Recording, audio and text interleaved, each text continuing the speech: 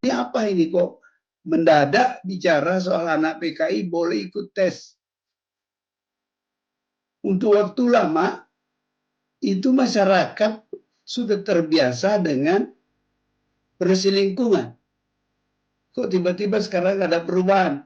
Sebagian besar masyarakat itu eh, terkejut ketika ada pernyataan Panglima. Terkejut dan bertanya ada apa ini? Ya, saya akan langsung memperkenalkan sejumlah narasumber yang sudah hadir bersama saya mengambil di studio. Dari ujung sebelah sana ada Prof. Suteki, Guru Besar Hukum dan Masyarakat Universitas Diponegoro. Selamat malam, Prof. Selamat malam. Nanti boleh digunakan mic-nya ya, Prof ya. Selamat Kemudian malam. ada Bung Mardhani Alisera, politisi PKS. Selamat malam, Bung Mardhani. Malam, Manggi. Ya, dan di sebelah kiri saya ada Pak Ilham Aidit. Ini anak dari tokoh PKI DN Aidit. Selamat malam, Pak Ilham. Selamat malam, selamat malam.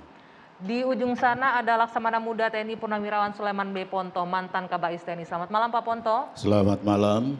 Oke, baik. Sebelum nanti kita tadi sudah menyaksikan ya banyak pertanyaan-pertanyaan yang muncul. Tadi Prof. Salim Said juga bertanya, kenapa muncul sekarang, ada apa ini? Sebelum kita masuk ke sana, saya ingin ke Pak Ilham terlebih dahulu. Pak Ilham, kita sejarah panjang memang ya PKI dan sampai saat ini adalah rekonsiliasi nasional dan lain-lainnya. Boleh nggak sebelum kita diskusi menjawab pertanyaan tadi semua, Pak Ilham cerita sedikit sebagai anak dari pelaku dan juga tokoh Partai Komunis yang kemudian sudah jelas dilarang pahamnya untuk tumbuh di tanah air ini, Anda sempat juga nggak mengalami kesulitan mungkin untuk bisa diterima di lingkungan, di masyarakat, atau pekerjaan, ataupun keluarga-keluarga dan keturunan PKI lainnya, sepengetahuan Anda?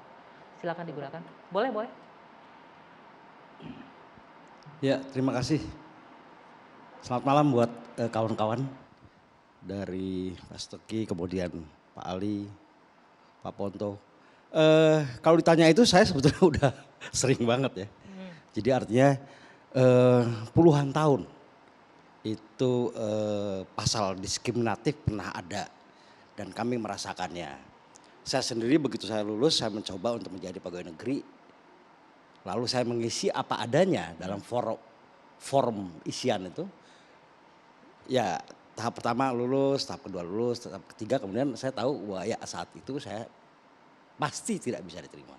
Dan emang dari ketika saya SMA pun, ketika saya mahasiswa saya udah tahu PNS itu tidak akan menjadi jalan hidup saya. Ya. Dan cerita-cerita itu banyak sekali.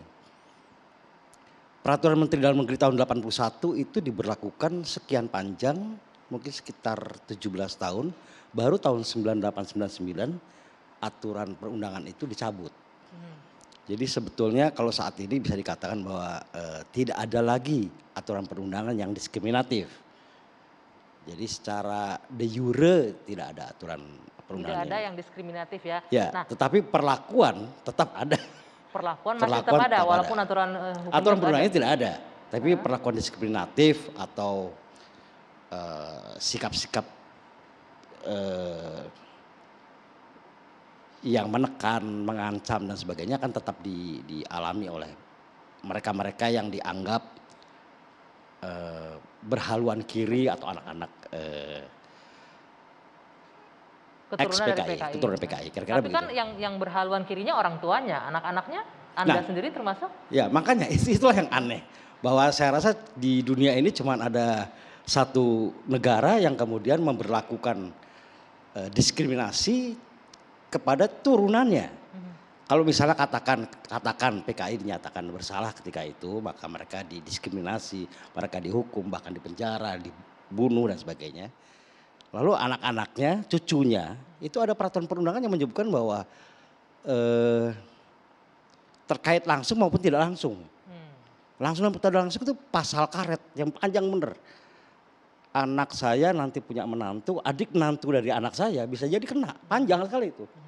Nah itu yang mungkin hanya terjadi di Indonesia dan menurut saya itu sangat tidak sehat gitu loh. Oke, sangat tidak sehat. Nah bagaimana kemudian Anda menanggapi pernyataan dari Panglima TNI Andika bahwa cabut itu kebijakan larangan keturunan PKI, tidak boleh lagi tidak boleh mendaftar sebagai anggota TNI, itu dicabut sekarang. Ya ada dua hal ya, saya ingin mengkoreksi soal judul dari pencabutan larangan anak PKI untuk menjadi anggota TNI. Memang aturannya nggak ada, jadi bukan mencabut, cuman Jenderal Andika ini memberikan ketegasan bahwa di TAP MPRS 25 tahun 66 itu memang tidak menyebutkan hal itu.